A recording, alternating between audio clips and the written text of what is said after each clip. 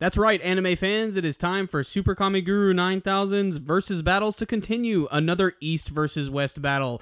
I am Corey, and joined with me is my partner in crime, Christian. Yo. And today we are going to take a look at two of the chosen ones, the ones of prophecy. We get to look at Nagato from Naruto and Darth Vader from Star Wars. Don, don, don, don, don, don, don. A long time ago in a galaxy far, far away, Darth Vader, Lord of the Sith, formerly known as Anakin Skywalker, was a legendary Jedi Knight of the old Galactic Republic. Renowned for being the chosen one who would bring balance to the Force, Vader lived a life of fear, anger, hate, and suffering, which ultimately led to his dark downfall. Growing resentful of his former master, Obi-Wan Kenobi, and being manipulated by the Dark Lord of the Sith, Darth Sidious, Anakin becomes Darth Vader and hunts down and kills the remaining Jedi, only to be bested by his master Obi-Wan Kenobi in combat. Left for dead, Darth Vader is rebuilt as a half-man, half-cyborg abomination and becomes the new Emperor's most dangerous ally.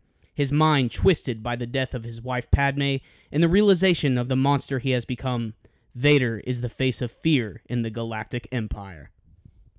Nagato, or better known as Pain, has a sad and tragic past. During the Second Shinobi War, Nagato watched as two Konoha ninja killed his parents. This led to him awakening the Rinnegan Eye, filling him with rage as he killed the intruders. The then orphan met Konan and Yahiko. The three children then met legendary ninja Jiraiya, teaching them the art of ninjutsu. Nagato was thought to be the chosen one that would one day bring peace to the ninja world. However, after Yahiko was killed in battle, Nagato was again filled with rage, bringing forth the Geto Mazo, a demonic statue with incredible power. From this point on in the series, Nagato was committed to showing the world true pain. As Anakin Skywalker, he was one of the strongest Jedi of his time. He could use almost all of the Force abilities and was a master at the lightsaber. Unfortunately, his loss at the hands of Obi-Wan Kenobi left him severely wounded. Losing both arms and both legs, he was rebuilt as Darth Vader, and this is where his true power came from. Darth Vader is limited only by the mobility of his suit. The suit otherwise grants Vader superhuman-like strength and large amounts of resilience. This, combined with Vader's skills with his signature Jedi weapon, the lightsaber, makes Vader an opponent you don't want to be next to. But even from afar, Vader is extremely dangerous, as he is a master user of the Force. And being that he has a strong connection with the dark side, he can use abilities such as the Force Push, the Force Pull, and his signature Force Choke. Vader can decimate multiple opponents at once without lifting a finger, and yet he can just as easily cut down anything with his Crimson Saber. The hulking shadow of the Empire is the ultimate force in the galaxy. Nagato is one of the best equipped ninjas in the Naruto world. He has a huge chakra count thanks to his Senju and Uzumaki background. His eye powers, the Rinnegan, are arguably one of the strongest in the whole show. For starters, it can produce all chakra natures like wind, water, fire, earth, lightning, bring forth Captain Planet, and all kinds of shit. These eyes also grant him the abilities of the Sage of the Six Paths. The Deva Path, which grants the user the ability to push and pull objects as well as people. Also the Chibaku Tensei, which will grant the user the ability to literally pull the earth up and create a moon around his opponent.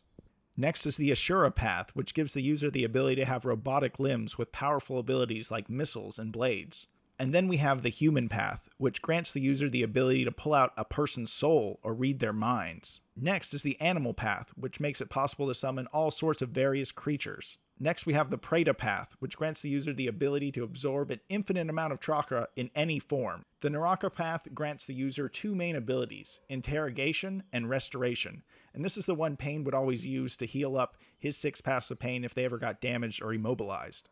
And last is the Outer Path, which serves as the path that can control life, raise the dead, and pretty much just control everyone. Okay, you guys, now it's that time where we tell you who is going to win in this epic battle, Nagato versus Darth Vader. Okay, well, if I want to get this started, I say Nagato wins hands down. Sorry, Corey, I know you're a Darth Vader fanboy, but let's get honest. Nagato will just overwhelm Darth Vader with his 6 paths of pain. He wouldn't technically even need to be there for the fight, and if Darth Vader could get by all of them, they never even talk about it, but Nagato has that epic mech chair that is this crazy chakra receiver and can shoot blades out of it and stuff. He's got a lot of protection, and Darth Vader does have the Force, which can do many, many things, but I just don't think it can take on everything Nagato could throw at him at once. Darth Vader fanboy coming up. I find your lack of faith disturbing, first and foremost. And that's my first Star Wars reference I'm going to go ahead and throw out here.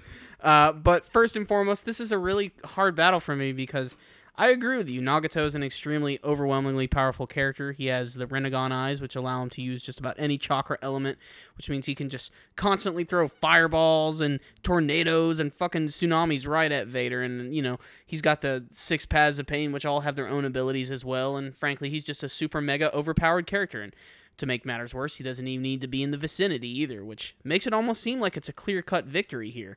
But again, I find your lack of faith disturbing. Because chakra is one thing, but a force is another. The force has been shown to do some incredible things in the series of Star Wars, and including the expanded universe as well. And since we're thinking about the expanded universe, I just want to bring up the game The Force Unleashed, which really showcases Vader's abilities. And that is an official canon story, so we can say that the things that Vader does in those games are things that Vader is truly capable of. We've mentioned the whole force and everything. Force push, force pull, force choke. Again, this leads back to the whole fact that Vader doesn't even need to be next to Nagato. He can literally just choke him to death. And then the whole force itself, it doesn't really, run out. Chakra is limited. You can always run out of chakra. We've seen it multiple times in the series, but Darth Vader doesn't use chakra. He uses the Force. He has an infinite amount of it, and he's the freaking chosen one. He can pretty much use it in any form he needs to. And, Shinra Tensei, whatever. He can just constantly keep Force pushing at him constantly until he literally knocks him over a cliff or decides, I just feel like choking him. And we haven't even really brought up the lightsaber. A lightsaber can cut through anything practically, so if he's able to just force push him all the way up to Nagato, he can just cut that fucker down.